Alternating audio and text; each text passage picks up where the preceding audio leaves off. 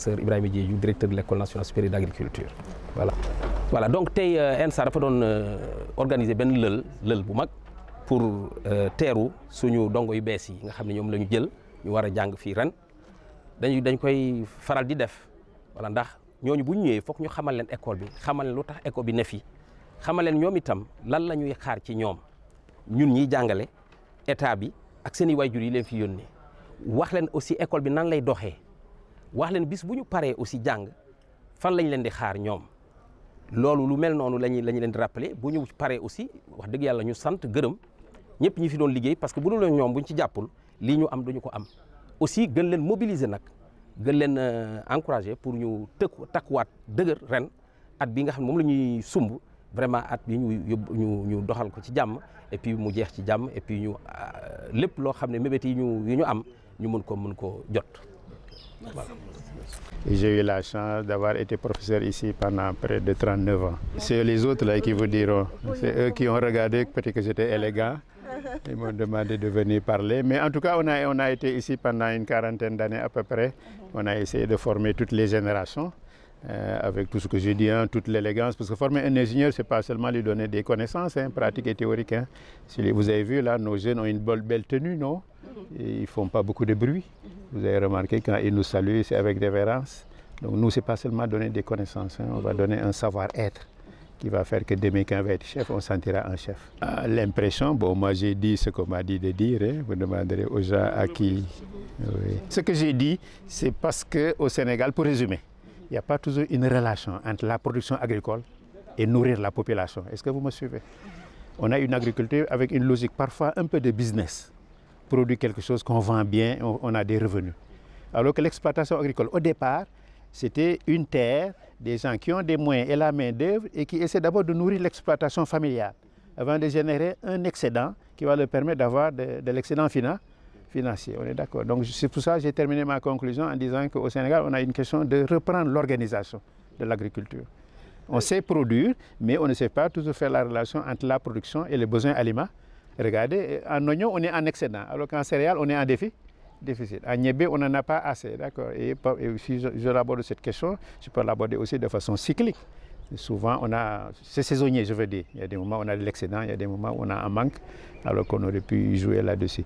Autre chose que je voulais dire aussi, c'est qu'il y a des éléments de l'agriculture qui peuvent être pris en charge par les producteurs. C'est des échelles qui demandent des moyens financiers, ça demande des schémas d'organisation. C'est là où l'État aussi, par les politiques, doit pouvoir accompagner par les infrastructures et par les dispositifs aussi de facilitation, voilà, de renforcement de compétences. On en a parlé ici, c'est extrêmement important. La particularité de l'ENSA, c'est que depuis le début, on nous a dit de former des ingénieurs. Bon, ce qu'on a globalement su bien faire. On nous a demandé aussi de recycler les gens. Notre collègue la Massamba a beaucoup parlé. Le recyclage porte souvent des échelles Bac+2 ou des gens même qui ont un niveau élémentaire à qui on apprend à créer une ferme, à la monter et à gérer les aspects techniques de la ferme. Bon, maintenant, par la suite, bon, évidemment, on a diversifié. Certains de nos produits sont devenus des docteurs. Moi qui vous parle, je suis un produit de l'ENSA, je peux le dire comme ça. Et j'ai fait un doctorat, je suis devenu professeur. On a d'autres collègues et on nous demande d'intervenir ailleurs. Mais le champ est énorme. L'ENSA ne peut pas l'assurer tout seul. Et je disais dans la conférence que la formation va du Bac+2, DUT, BTS et tout, jusqu'à Bac+5 ingénieur ou au-delà dans le doctorat. Donc il y a de la place pour tout le monde et je pense que nous, on va rester dans la niche que nous savons faire. On sait former des ingénieurs, on sait recycler des agents techniques, on sait aider à monter des fermes, on sait jouer le rôle de conseiller qu'on attend de nous. Mais je veux dire, le champ est énorme, l'État ne pourra pas l'assurer tout seul. Réellement, oui, on dirait qu'ils nous ont écoutés. Aujourd'hui, là, quand j'ai parlé, vous avez dit, il est actuel ou il est hors sujet? Oui, évidemment. C'est pas, nous, on n'a rien inventé, on était déjà actuel, on était déjà dedans. Le directeur reviendra là-dessus. C'est extrêmement important de savoir que ce qu'on a fait, vous avez vu la mission que j'avais décrite au départ dans la formation. On dirait que si on la reprend aujourd'hui, là, mais rappelez-vous aussi d'une chose, c'est pas seulement une agriculture, on dit différentes filières ou différents niveaux de formation, chacun jouant le rôle qu'il devra jouer et dans la complémentarité, on assure la nourriture de la population. Pour une raison simple, c'est que le privé ne prend qu'une spéculation qui lui est rentable, et souvent rapidement rentable, c'est souvent ça. Or, une population ne se nourrit pas que des œufs, ou qui ne se nourrit pas que de poulet de chair. Et encore, s'ils doivent s'en nourrir, il faut avoir les moyens financiers pour y accéder. Je veux dire, l'État garde encore sa primauté de la politique agricole, de son rôle d'assurer la nourriture et la subsistance de la population, d'accord. Et les autres viennent en complément. Mais je vais conclure là-dessus. Hein.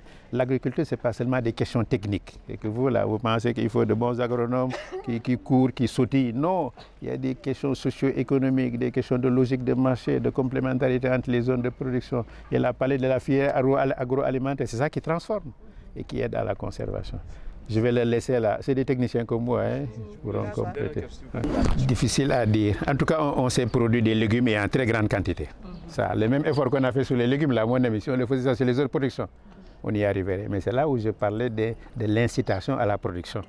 Qu'est-ce qui va pousser les gens à produire de la même façon qu'on produit les légumes, qu'on produit le maïs, ou on produit le sorgho ou le sésame, vous suivez un peu.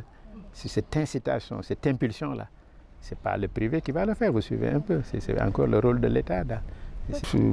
Nous avons tenu à travers notre conférence à rappeler aux agronomes c'est quoi d'abord leur métier. Et je pense que techniciens de haut niveau capables de répondre aux questions du développement. Les questions auxquelles vous m'avez posé tout à l'heure, là, ce sont les questions qui vont dans ce sens. Hein. J'ai abordé juste les questions techniques, eux, ils verront dans leur formation, d'accord. Bonne compétence technique. Un technicien qui s'intègre bien à la population. Vous avez vu, là, ce que je dis en français, je peux le dire en wolof clairement, d'accord.